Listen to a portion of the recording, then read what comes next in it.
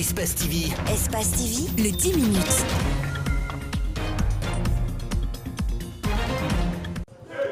À la suite des auditions ce mardi à la direction de la police judiciaire, il s'est présenté ce mercredi devant le juge d'instruction. L'avocat de Cheikh Chérif Touré nous livre les charges retenues contre lui par le procureur de la République.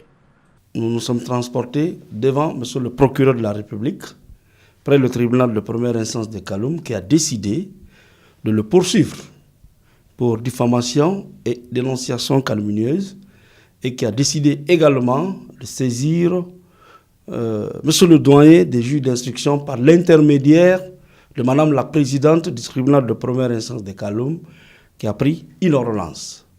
Conséquence, le dossier a été orienté pour des faits d'enquête approfondis par un homme de l'art, c'est-à-dire un juge d'instruction.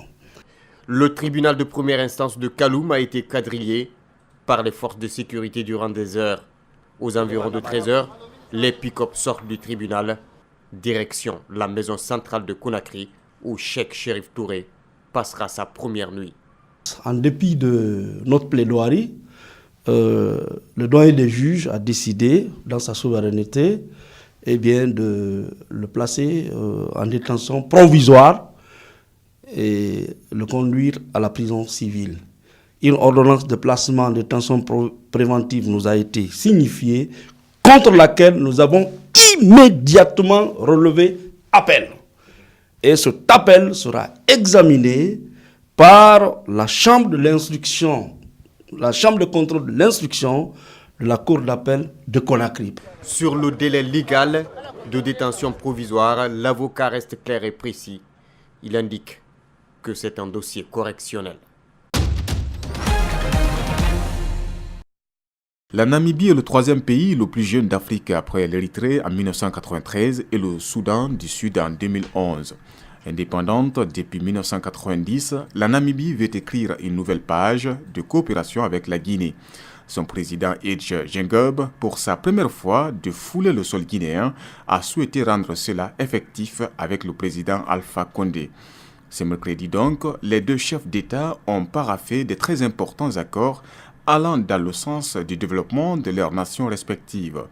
La Guinée et la Namibie s'entendent sur un cadre de coopération dans la durée, une coopération qui touche le secteur agricole, le commerce, l'éducation. Les deux pays ont également montré leur volonté de créer une commission mixte, ce qui est plein de sens, nous expliquait un des membres de la délégation namibienne. Ce qui va profondément soulager enfin les habitants de ces deux pays. Il y a un mémorandum d'entente d'exemption réciproque de visa pour les titulaires de passeports diplomatiques et de services. La Namibie est un pays qui a une économie stable qui repose essentiellement sur ses ressources minières. C'est l'un des plus grands producteurs de diamants au monde. Ce pays a connu une période de croissance exceptionnelle depuis 2010. Du fait notamment des facteurs temporaires tels qu'une politique budgétaire expansionniste, la construction des grandes mines et un crédit dynamique. Les ministres des départements sectoriels et les représentants de la société civile guinéenne ont tous pris la parole pour expliquer leurs préoccupations du moment. En face, les experts de la Banque africaine de développement et de l'Union européenne ont pris note de toutes les sollicitations. Éclairer l'Afrique, la nourrir, l'industrialiser, l'intégrer et enfin améliorer la qualité de vie de sa population sont des piliers phares. Des moyens d'accompagnement sont mis sur la table et la BAD attend des résultats.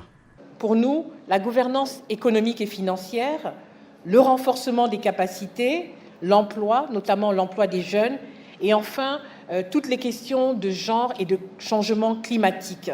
Nous puissions effectivement partager avec vous ce document de stratégie, recueillir vos contributions et puis surtout nous aider à formuler des solutions stratégiques, opérationnelles, pragmatiques sur les grandes questions que j'ai énoncées. Les ministres présents et la société civile ont rappelé aux experts de la BAD et de l'UE les énormes sollicitations des populations dans tous les secteurs de la vie. Le gouvernement attend des institutions un appui de qualité. Le DSP oriente et structure les programmes et les financements du groupe de la Banque africaine sur les 5 prochaines années.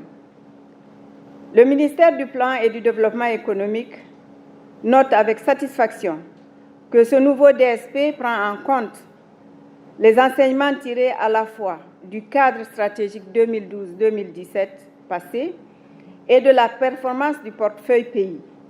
Il prend appui sur la stratégie décennale de la BAD et de ses 5 priorités opérationnelles, tout en s'alignant sur le PNDS. Au total, la mise en œuvre de cette stratégie permettrait de créer environ 8 000 emplois. Pour cela, la BAD prévoit un montant de 247,55 millions d'unités de compte pour le financement de la stratégie.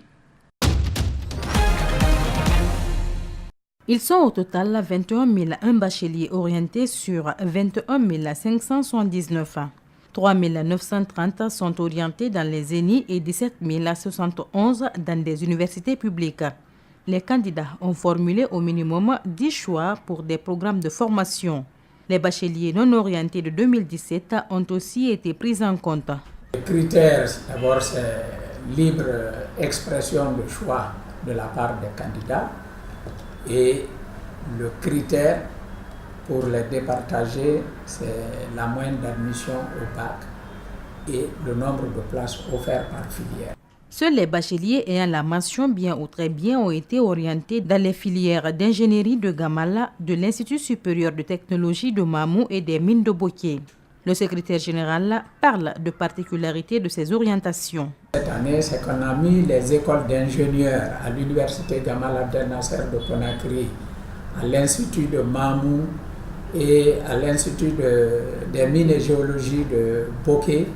On a mis ces filières-là à un seuil de moyenne de 14 sur 20 comme minimum. Celui qui n'a pas 14, donc mention bien ou très bien, eux, ils ne pouvaient pas aller dans ces filières-là, ce qui n'avait jamais été fait avant. Le secrétaire général explique cette nouveauté par la normalisation des effectifs afin d'offrir une meilleure formation aux jeunes. Nous sommes en train de normaliser les effectifs, ce qu'on appelle en termes pédagogiques le numerus clausus. Donc nous sommes en train de respecter ce numerus clausus dans nos filières pour avoir un meilleur taux d'encadrement et une meilleure formation pour nos ingénieurs. Il faut rappeler que seulement 26,4% de candidats ont été admis au bac cette année. Un résultat jugé de catastrophique par beaucoup. Monsieur Benalla, c'est notre 23e mission depuis le mois de juillet. À l'occasion de la campagne présidentielle, je regrette de vous dire, je n'étais pas le garde du corps d'Emmanuel Macron. Je n'ai jamais été le garde du corps d'Emmanuel Macron. J'ai fait une demande, à titre personnel, d'autorisation de port d'armes pour des motifs de défense et de sécurité personnels. Parce que quand vous êtes dans des fonctions à la présidence de la République ou pendant la campagne présidentielle, vous êtes exposé vous-même. Et on est tous, en tout cas moi de mon point de vue, on est exposé. On passe dans les médias, vous êtes identifié, quand vous habitez dans le même endroit depuis 8 ans, il peut vous arriver quelque chose. Donc j'ai fait une demande pour ma sécurité personnelle. Nous avons reçu le secrétaire général de l'Élysée.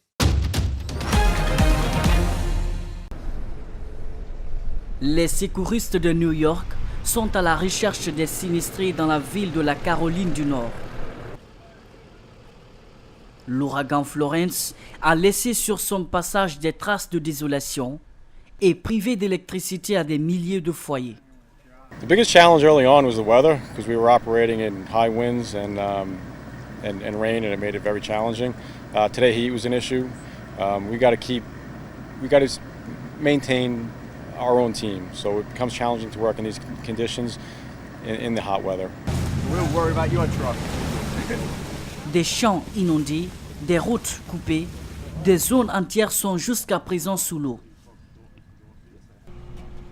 Malgré le retour du beau temps, les sauveteurs et les forces de l'ordre restent mobilisés.